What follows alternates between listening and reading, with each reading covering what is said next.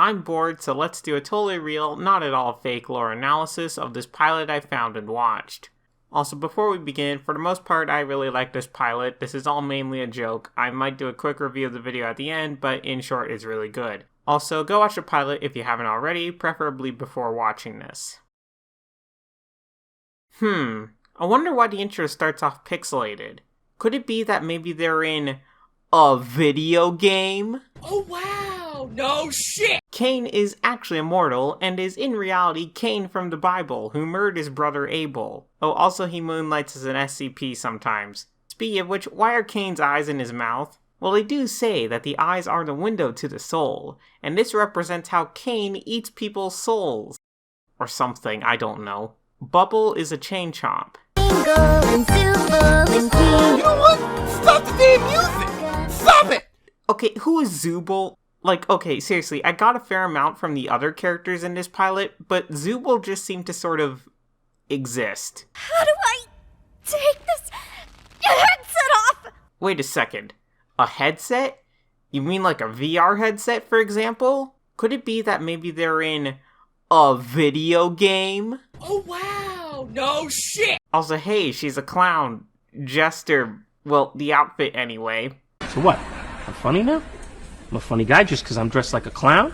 I suppose you think I shouldn't have a gun either! This place sort of seems like a liminal yet surreal space. I've seen these before, and actually, I've really got nothing to add. This is just the liminal space dimension, and I'm all for it, personally. Wow, what a great tour! But a couple things. First of all, doesn't this overview of the area seem like a world map or area selection? Could it be that maybe they're in Next, the Void. There's something planned for the Void. Something very important with a lot of depth put in. How do I know? Because the Void has a sort of blue color. What else has a blue color? Water. Like the ocean. Which is deep. Now you might be saying that this is closer to gray than blue, but I sort of don't care. What do you think of... I personally like the name, but what is this actually, if not a code for something more sinister that Cain has planned? But why would he be planning something sinister? I don't know. He's bored, I guess. He's a bored immortal person that just sort of does what he wants. Cain has given all the characters a fun mission to go on, almost like he's a host character from a game. Wait a minute. That's it. He's a distant relative of MC Ballyhoo from Mario Party 8. Or wait, even worse. A relative of DJ Halliboo from Mario Party DS Anti-Piracy.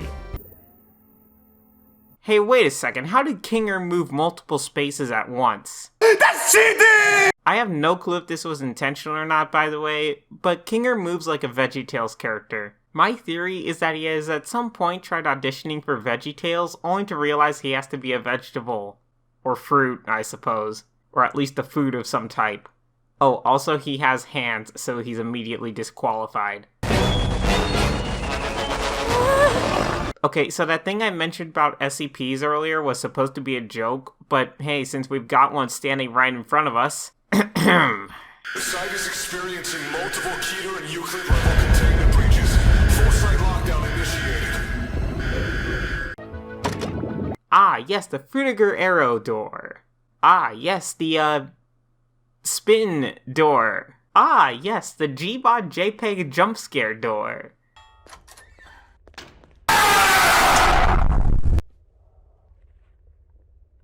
Okay. We don't do maps like that. We don't do maps like that.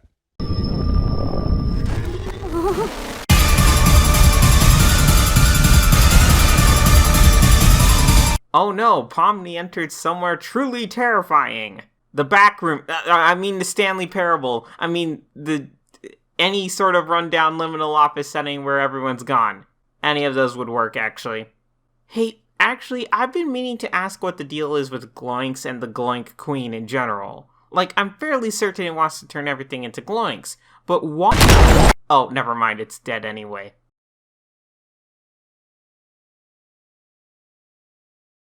And now we see Pomni has entered the void. What could be in it? How far does it go? Who knows? Maybe it's digital purgatory or something? Wow, this next section reminds me of one of my favorite value TV channels, the Spampton Value Network. Which reminds me, please rise for the National Spampton.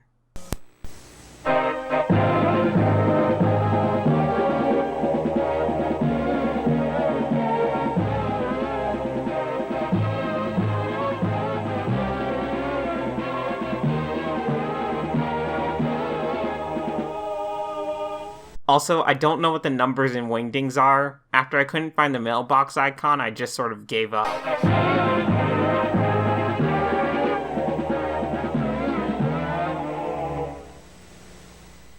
Anyway, we learned Kane is omnipotent, maybe, and can send things to digital hell.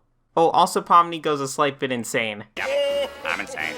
Okay, all jokes and fake theories aside, what do I think of this pilot episode? It's actually pretty good. Now, take that with a grain of salt. I don't think this is for everybody, and you can kind of tell this is very Zoomer oriented, especially at the beginning. For the first few minutes, everything is just sort of thrown at you all at once, and there's a distinct possibility you'll get lost. I also think this is going to be part of Kane's character, so when he's on screen, expect everything to suddenly speed up, as it were.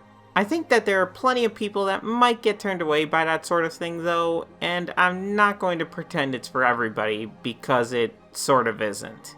However, I think this is a fairly enjoyable episode. One gripe I do have are the segments with abstracted Kaufmo. Yeah, bright cheery thing that suddenly has super scary monster has just been done a lot recently, to a point where it barely registers anymore. Cheery thing With the science fiction horror twist. isn't a bad thing per se, but I think this is the wrong time to be pulling that one out. I'm not saying you can't do this, since I've seen examples, even recently, that show that you can, but the bar has been raised by an oversaturation of analog horror type things. Ironically enough, I love eerie and impending danger rather than just throwing in a monster. That's why I liked the Stanley Parable, Abandoned Office segment here. Oh yeah, also Zooble didn't get much screen time, and I'm still not exactly sure why. Otherwise though, I like the environments, I like the characters, I overall like how this episode went, and I'm excited for where the series goes, and I hope to see more. Well, thank y'all for watching, and hey, Heavy TF2, what do you think? Could you hold your ribcage?